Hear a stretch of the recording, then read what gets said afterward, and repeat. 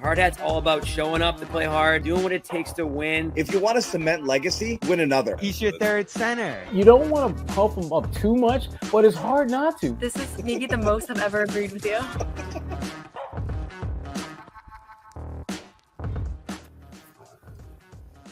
Oh, no. Wow. Bobby. Do I have to host this one? Wow. This isn't Bobby, right. I'm so sorry. No, let me host it. Let me. Move into let the me host just- chair, Jimmy. I'm not capable What do you right want now. me I'll to just- center? I'm going to The sit in the Celtics host went chair, from Bobby. 3 centers to no centers.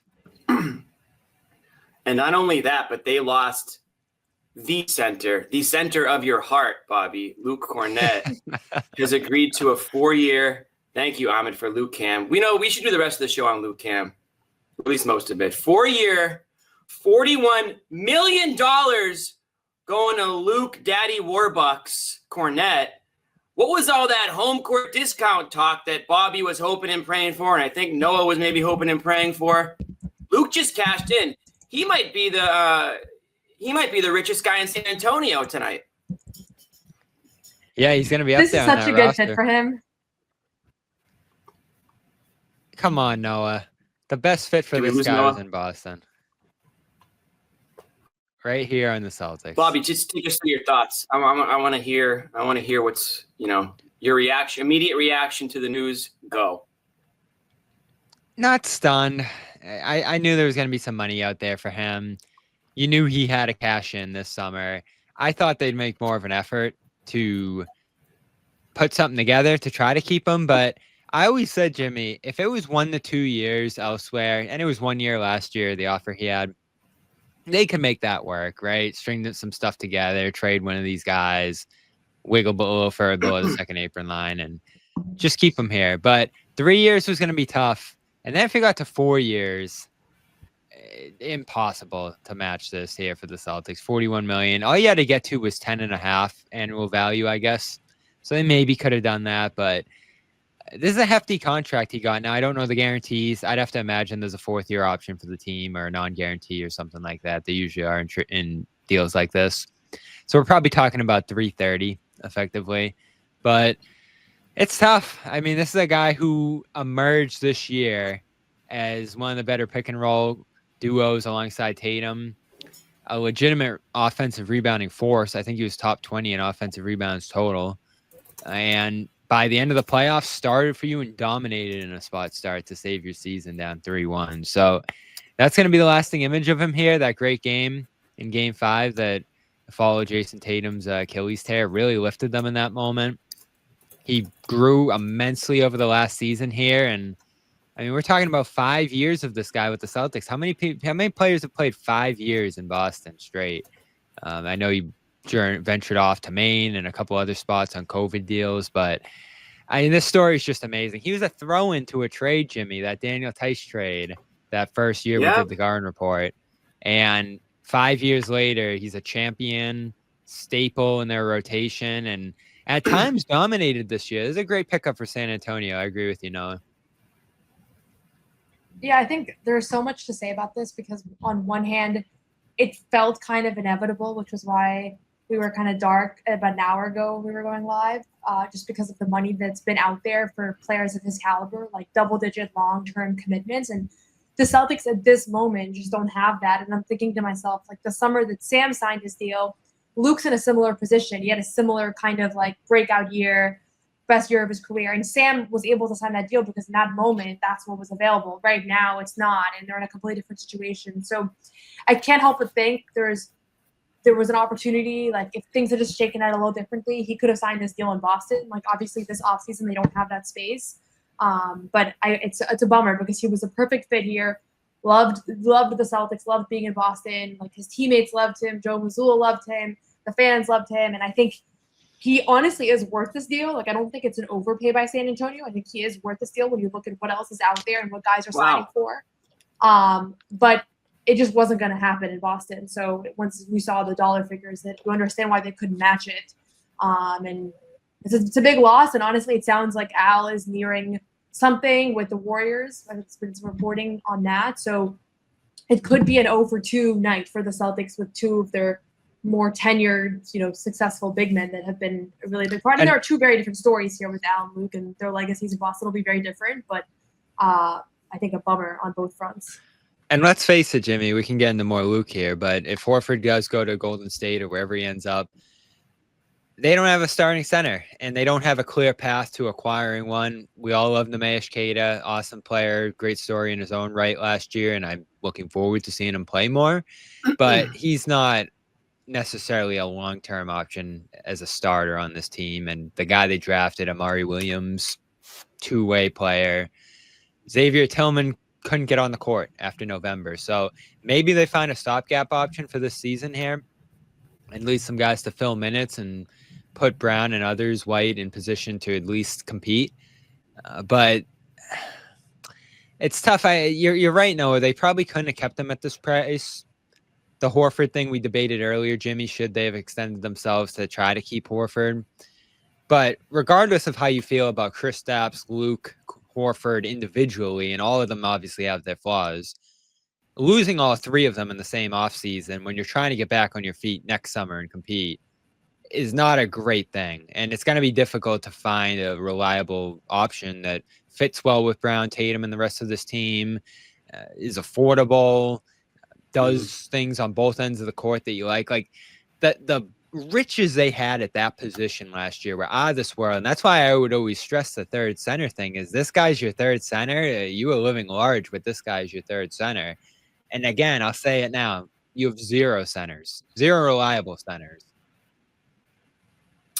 And you know what, Bobby? I think you are ultimately proven right in your faith of Luke Kornet. For a guy to get 4 years, $41 million, it's not obviously something that only you believed. I'm sure there were some other teams across the league that at least put calls in on Luke, but San Antonio looking to add that other half of the Twin Towers over there now. You've got your reincarnation of it a little bit from, the Duncan, the Duncan era. Now you've got Wemby and Luke, and we'll see what, San Antonio's putting together a fun little, I shouldn't say little, big, but a fun young team over there, with the recent draft picks and bringing in some free agent acquisitions. So they'll be fun. We just had a comment from a Spurs fan. And by the way, shout out Jacob Toby. Maybe we have to get Jacob Toby on the show, former CLNS alum, who is now the play-by-play for the San Antonio Spurs. And you know what? Maybe we will get him on one of these shows one of these days, doing a great job over there in San Antonio. He's going to have a lot of fun with Luke. He's going to have a lot of fun with Luke, isn't he, Bobby? But a Spurs fan asked, what are they getting with Luke? Is this guy any good? What can they expect? This guy, and sorry, Noah, I got to do it. And Noah, please answer it as well after. I'm going to let Bobby have this one. I don't know if he decided Bobby again. Oh, he's going solo. This guy is one of the best connective piece centers in the league. And I was watching back some of the highlights last night as you started anticipating this thing coming together. The high dribble handoff coming down your game. The passing vision he has at the center spot. All he does is look to set up his teammates. The screening, I wrote a couple of years ago, revolutionary borderline, how he screens and seals and is able to set multiple kinds of screens in the same possession. The offensive rebounding, I already mentioned it, one of the best players in the league last year in that department. Defensively, I don't know how many players fill the drop scheme better than him. He's so great positionally in there, and I thought this year did a better job getting out to the perimeter. And then this year, looking for his own shot, he actually scored a ton on the roll. He had that little floater that I know John loved. They pulled out a couple times and just got so much stronger this year. This guy is going to be awesome there. When you play those two together, I don't think anyone's going to score on the Spurs. And it gives them some backup option if Victor goes through some injuries or whatever else might end up happening there. So definitely love this fit. I know everyone wants him to start shooting threes again. I don't think that's his game at this point. I think he's found his role that fits him well, and I think he'll continue to do that there in San Antonio. He's fine with Luke leaving, Bobby. Are people going to – is it a situation where you don't know what you got till it's gone with Luke, Bobby? Oh, absolutely. Is what Base Rock's saying here is true? He's got his flaws. There's better players out there. He wanted too much. He got too much money and blah, blah, blah. Yeah, and listen, regardless Which of one is whether it? he sticks in San Antonio or doesn't translate, to Noah's point earlier, you knew he fit in Boston. You knew how he thrived in the system. So you could have valued that. Again, he got a lot of money here. I'm still looking into whether there were options and all of that because I think that matters.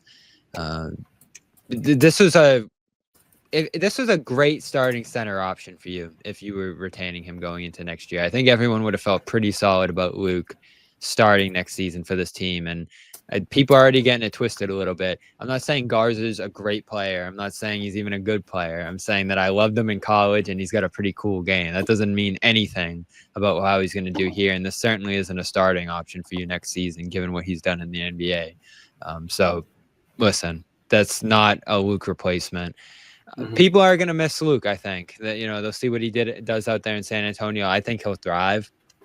I'm very confident in his ability to translate into that system with the players he's going to have around him out there. De'Aaron Fox and Luke, Victor, Luke, big-to-big passing, and then certainly the defensive possibilities endless here. But you said it, no, this isn't an extraordinary price. This is on the low end of what centers make here. Right. That's why I don't think this is an overpay. I think this is what Luke is worth right now. The 4-year commitment is awesome. This is similar to the deal that Sam Hauser's on. And I think that they're comparable in, the years. Obviously, Sam had a better year the year before this one, but they were both coming off career years. They're both really good at what they do. They're both great bench pieces that are proven and have done it consistently on an elite team, can hold their own defensively. Like the things they do well, they do really well. Great teammates. Like that's the stuff that teams are looking for. And I think that that's why he was worth his deal, and I'm not surprised the Celtics were not able to match that. I think they wanted him back, but probably on something closer to a minimum, and so that's a big discrepancy. Yeah, I think something closer to a minimum, so between a 10 and a minimum. I'm not saying a minimum. I'm saying closer to a minimum. What do you think? What do you think they wanted to offer him? That's where I'll be critical of them, though, if that's where they want, if that's where they valued him. And again, they don't have a backup option here into the future. Like they don't have straight path to acquiring a starting caliber center. And I know we're all looking at this as a reset year at this point, but once Tatum's back in 2026, 27, if Brown's still around and White and those guys are looking to contend, who's going to be playing center for this team? It's not going to be Luka Garza. I don't think it's going to be Amari Williams.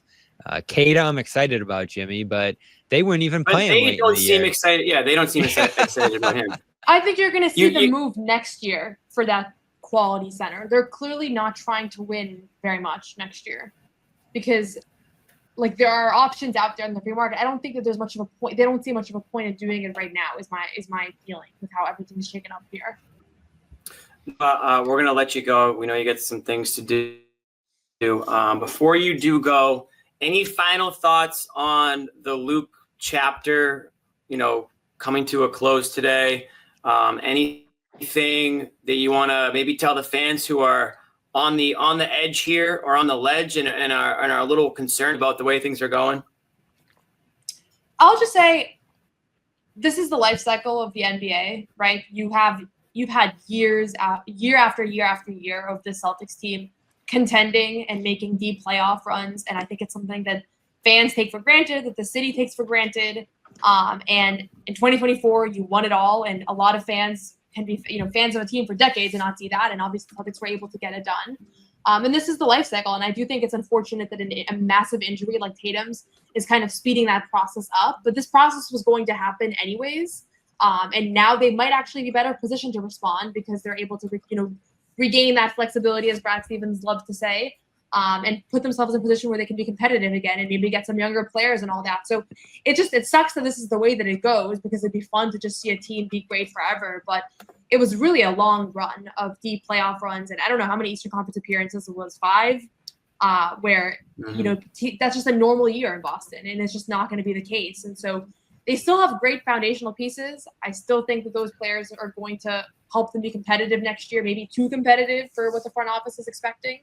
But yeah, this part sucks. There's no way to sugarcoat it. This is as unfortunate of an offseason as you can expect when everything kind of happens the way that it did.